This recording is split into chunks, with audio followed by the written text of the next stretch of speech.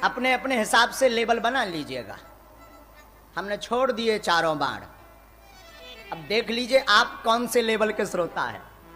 हाँ, तो ज्ञान का अर्थ होता है जिसे भगवान की कृपा का, प्रसाद का, दया का भान हो जाए, वो बढ़िया ज्ञानी है। लेकिन एक बात कहूं, ज्ञानी होना अच्छा नहीं है।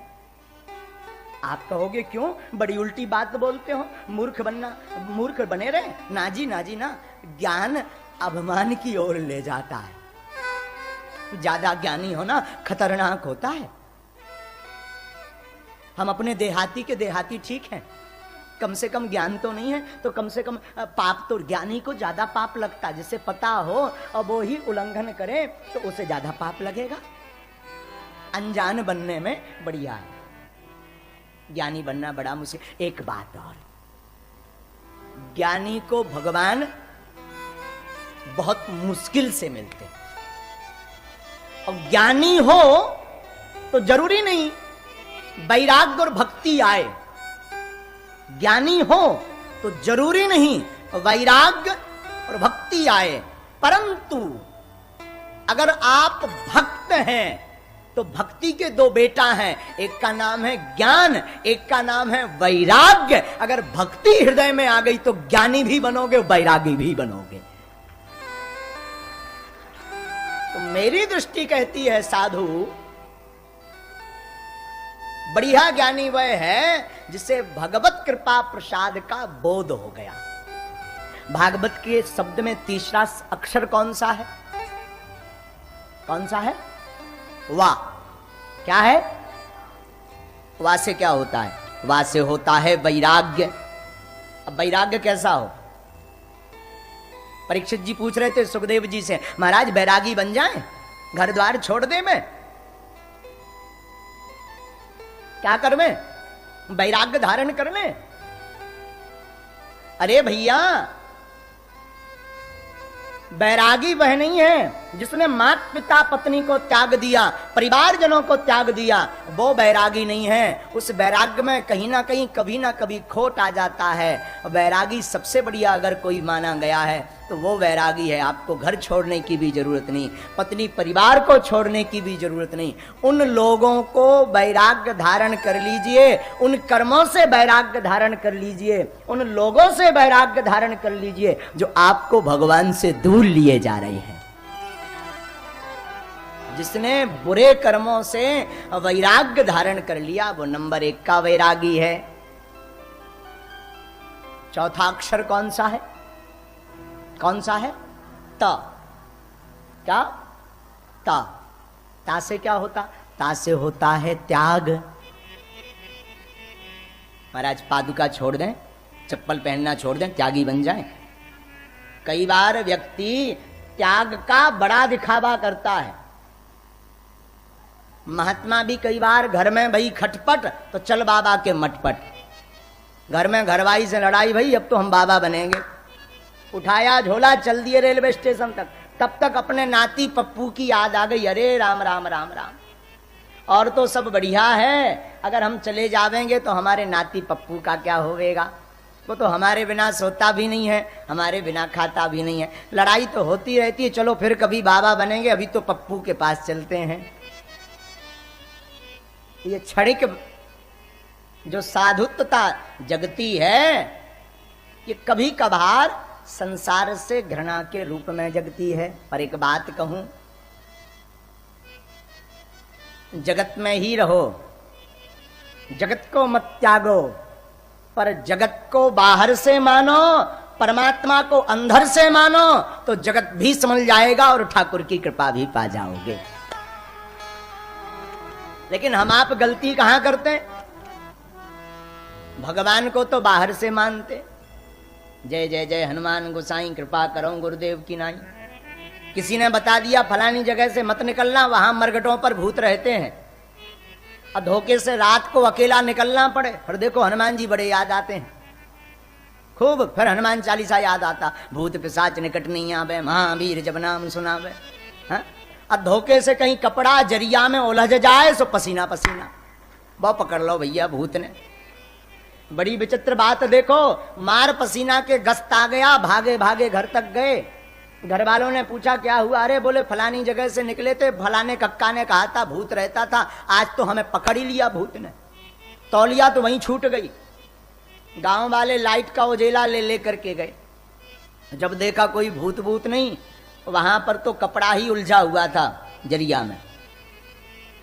महाशय, गांव की किंवदंती में बताया अमुक जगह प्रेत रहता है, आपने प्रेत को सिद्ध कर लिया, मान लिया कि यहाँ प्रेत है। पर मैं एक निवेदन करूं आपसे श्रीमान जी, आपको तो गांव के एक बूढ़े कक्का ने कह दिया, पर आदिकाल से हमारे महापुरुष वेदों से अपने मुख से कहते आ रहे, हरि व्यापक सर्वत्र समाना। तो जब मरघटों पर प्रेत हैं तो क्या गोविंद भी तो वहां पर ही होंगे। लेकिन विचित्र बात यह है कि प्रेत का बोध हो जाता परंतु गोविंद का बोध नहीं होता है, और यही व्यक्ति घाटा खा जाता है। तो भागवत का सीधा सा अर्थ अगर कोई पूछे महाराज, कम शब्दों में, टेढ़े टेढ़े शब्दों में समझ में नहीं आया, कम शब्दों में बता दें भागवत का अर्थ क्या है। श्री कृष्ण स्वरूपम श्रीमद् भागवतम। भगवान श्री युगल सरकार का ही साक्षात रूप श्रीमद् भागवत कथा है। और जो भागवत भगवान की शरण में आ जाता है वो समझो गोविंद के ही चरणों में बैठा हुआ आनंद पा रहा है। और भागवत में 12 स्कंद हैं। कितने? 12, 12, 335 अध्याय हैं, 18,000 श्लोक हैं। इसी के अंतर्गत हमारे ठाकुर जी के मंगलमय रूप का वर्णन है। और प्रथम मधुर श्लोक भागवत का महात्म का, सच्चिदानंद रूपाय विश्वोत्पत्त्यादि हेतवे तापत्रय विनाशाय श्री कृष्णाय वयं नमः। भगवान का स्वरूप कैसा है? बोले सतधन, चितधन और आनंद धन बराबर सच्चिदानंद। जो सतचित और आनंद से परिपूर्ण है वही तो सच्चिदानंद है। और किसकी वंदना की? जो समस्त संसार का पालन करते हैं, सृजन करते हैं और संहार करते हैं।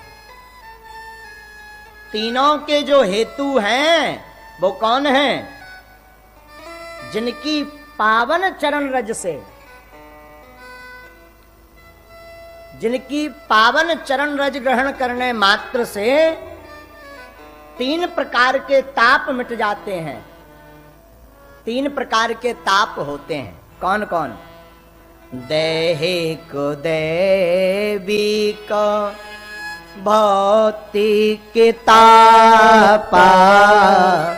दैहिक, दैविक, भौतिक तापा। दैहिक, दैविक, भैया भौतिक तापा। दैहिक, दैविक, भौतिक तापा।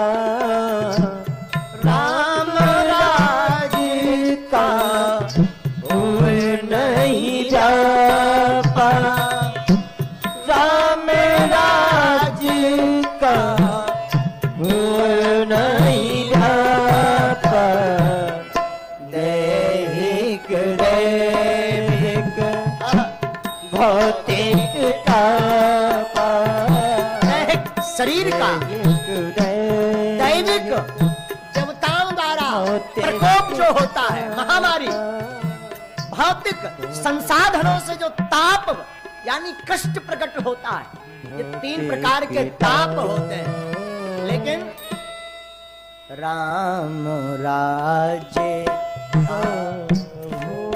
नहीं व्यापा, राम राज्य का नहीं व्यापा। जो राम जी की, ठाकुर जी की शरण में रहते हैं, उनको इन 3 तापों में से किसी भी ताप से ग्रसित नहीं रहना पड़ता है, मुक्त हो जाता है। आहा, लेकिन कब? जब ठाकुर जी की शरणागति लोगे, जब नाम जप करोगे, कथा को सुनोगे, भाव को सुनोगे, तभी ऐसा होवेगा। लोग कहते महाराज कथा में ही बिध जाएंगे तो कमाएंगे खाएंगे क्या? हा? तुम्हारी कथा में ही बिधे रहेंगे तो फिर भोजन की व्यवस्था कौन करेगा? परिवार कैसे चलेगा? अजगर करे न चाकरी, पंछी करे न काम। भैया दास मलूका कही गए, सबके दाता राम। अजगर कभी चाकरी नहीं करता, पंछी कभी काम नहीं करता। मलूक बाबा कह गए भैया सबके दाता राम है। जब दंत न थे तब दूध दिए, जब दांत नहीं थे तो मां के स्तनों में दूध दिया भगवान ने। जब दंत न थे तब दूध दिए, अब दंत भये तो को अन्न भी दे हैं। जल में थल में पशु पक्षन में सबकी सुध लेते सो तेरी भी ले। जान को देते अजान को देते, जहान को देते सो तो को भी दे हैं। और रे मन मूरख सोच करें क्यों? भैया सोच करें कछु हाथ न रहे। तब दांत नहीं थे तो भगवान ने दूध दिया, अब दांत भय तो भगवान अन्न भी देंगे। जिन्होंने ये दोहा लिखा ना मलूक बाबा का, दास मलूका कहे गए सब। ये मलूक दास जी जो थे पहले जे भी विचित्र रहते, इनकी एक कथा है बहु प्रचलित। एक बार मलूक दास जी एक महात्मा के पास पहुंचे, बोले महात्मा प्रणाम। बोले खुशी राव। महात्मा बोले भाई खुशी राव आशीर्वाद। मलूक पहले इनका नाम मलूके था। महाराज एक बात बताओ। पूछो। दिन भर राम राम करत रात, तुम माला लें रात, कछु काम धाम करत हमने आज लो तो मैं देखोगा, खावे कहां से आऊं? महात्मा ने कहा भाई सब भगवान की दया है, ठाकुर जी सब पहुंचा उतरा, दांत दे चुगवे दो, चौंच दे तो चुगवे भी भेजा। बोले तुम्हारे महाराज भगवान भेजत कहां हो गली हमें बता दो, कम से कम वही गली में हम बैठे रहे भी हम यहाँ मिल जाए। करत करत हम भी हैरान हो गए। महात्मा बोले भाई बे तो भगवान की गली तो सर्वत्र है, ईशावास्यमिदं सर्वम। भगवान तो हरि व्यापक सर्वत्र, कहूं हो भी भेज दे। मलूके बोले जो बताओ, अगर मान लो हम कछु ना करिए हमें भेज है। महात्मा बोले तुमसे कौन लड़ाई है, तुम्हें भी भेज है। अच्छा मान लो हम खाइए ना तो तुम्हारे भगवान खवा है। महात्मा बोले वैसे ऐसा तो है, भगवान भूखा उठाता है सुलाता नहीं है।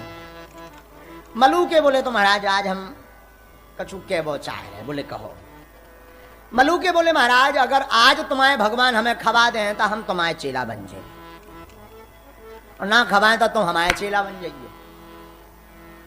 महात्मा बोले भाई शर्त तो खतरनाक है। महात्मा बोले भगवान की ऐसी इच्छा। बोले खवा है। बोले मान लो हम ना खाइए। बोले ता भी भगवान खवा है। मलूके बोले भैया महाराज ऐसी बात है तो लो शर्त पक्की है। मलूके बोले हमें खाने है ही नहीं है, हार तो इन्हें जाना ही है। महात्मा बोले ठीक है भाई पक्की है। अब मलूके घर चले गए। महात्मा हाँ बड़ो भाव बाद में पछताप कि हमने आवेश में कह तो दिया फिलो में, लेकिन ये सोनी के कहूं भगवान इन्हें खवाए ना याद दिन भर तक काल से पतो चलो जो गोबरी डरवा है।